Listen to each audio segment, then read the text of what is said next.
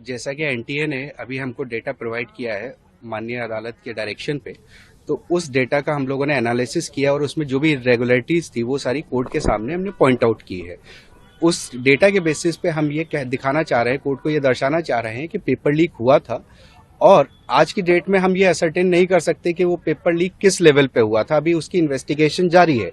तो हमारा ये मानना है कि अगर आपको ये लग रहा है, एनटीए ने पहले एडमिट किया, फिर डिनाई किया, फिर एडमिट किया, तो हमारा ये कहना है कि अगर पेपर लीक हुआ है तो आपको ये टेस्ट रीनीट करवाना चाहिए। ये टेस्ट दोबारा होना चाहिए। ये दो मुख्य मुद्दे थे जिन पे सुनवाई हुई है, क्योंकि डेटा वगैरह पूरा दिखाया गया माननीय अदालत को, उसमें थोड़ा सा समय लगा आज। सुप्रीम कोर्ट ने कुछ डायरेक्शन भी दिए आज हियरिंग के दौरान, क्या जी, डायरेक्शन दिए हैं? माननीय अदालत ने दो डायरेक्शन दिए हैं। एक तो ये है कि एक क्वेश्चन था, एक पिटीशन में एक क्वेश्चन के ऊपर एक सवाल उठाए गए थे कि ये क्वेश्चन के दो पॉसिबल आंसर्स है। तो माननीय सुप्रीम कोर्ट ने आईआईटी दिल्ली के डायरेक्टर्स को रिक्वेस्ट किया है कि आप में इनमें से जो सही आंसर है वो कल 12 बजे तक हमको अवगत कराएं कि क्या इसमें से सही आंसर है, ऑप्शन कौन सा सही है। और दूसरा ये डायरेक्शन दिया है कि जो नीट मांग रहे हैं, जिनकी सुनवाई नहीं हो पाई है, उनको एक हाफ पेज का रिटन सबमिशन फाइल करने के लिए बोला गया है। जैसा कि एनटीए ने अभी हमको डेटा प्रोवाइड किया है माननीय अदालत के डायरेक्शन पे, तो उस डेटा का हम लोगों ने एनालिसिस किया और उसमें जो भी इरेगुलरिटीज थी वो सारी कोर्ट के सामने हमने पॉइंट आउट की है। उस डेटा के बेसिस पे हम ये दिखाना चाह रहे हैं, कोर्ट को ये दर्शाना चाह रहे हैं कि पेपर लीक हुआ था और आज की डेट में हम ये असरटेन नहीं कर सकते कि वो पेपर लीक किस लेवल पे हुआ था। अभी उसकी इन्वेस्टिगेशन जारी है।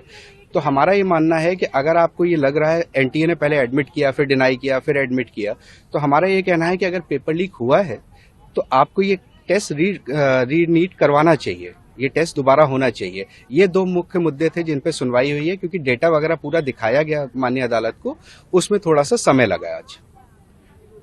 सुप्रीम कोर्ट ने कुछ डायरेक्शन भी दिए आज हियरिंग के दौरान, क्या जी, डायरेक्शन दिए हैं? माननीय अदालत ने दो डायरेक्शन दिए हैं। एक तो ये है कि एक क्वेश्चन था, एक पिटीशन में एक क्वेश्चन के ऊपर एक सवाल उठाए गए थे कि ये क्वेश्चन के दो पॉसिबल आंसर्स है। तो माननीय सुप्रीम कोर्ट ने आईआईटी दिल्ली के डायरेक्टर्स को रिक्वेस्ट किया है कि आप में इनमें से जो सही आंसर है वो कल 12 बजे तक हमको अवगत कराएं कि क्या इसमें से सही आंसर है, ऑप्शन कौन सा सही है।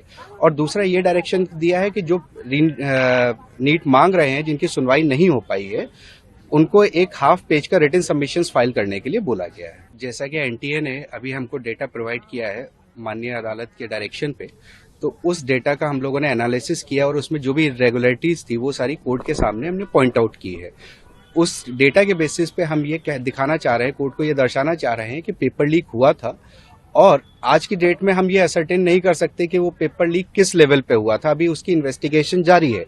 तो हमारा ये मानना है कि अगर आपको ये लग रहा है, एनटीए ने पहले एडमिट किया, फिर डिनाई किया, फिर एडमिट किया, तो हमारा ये कहना है कि अगर पेपर लीक हुआ है तो आपको ये टेस्ट रीनीट करवाना चाहिए। ये टेस्ट दोबारा होना चाहिए। ये दो मुख्य मुद्दे थे जिन पे सुनवाई हुई है, क्योंकि डेटा वगैरह पूरा दिखाया गया माननीय अदालत को, उसमें थोड़ा सा समय लगा आज।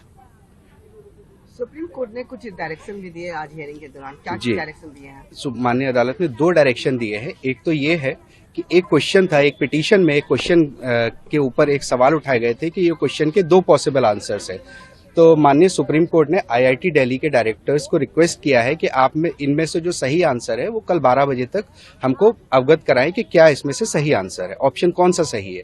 और दूसरा ये डायरेक्शन दिया है कि जो नीट मांग रहे हैं, जिनकी सुनवाई नहीं हो पाई है, उनको एक हाफ पेज का रिटन सबमिशन फाइल करने के लिए बोला गया है।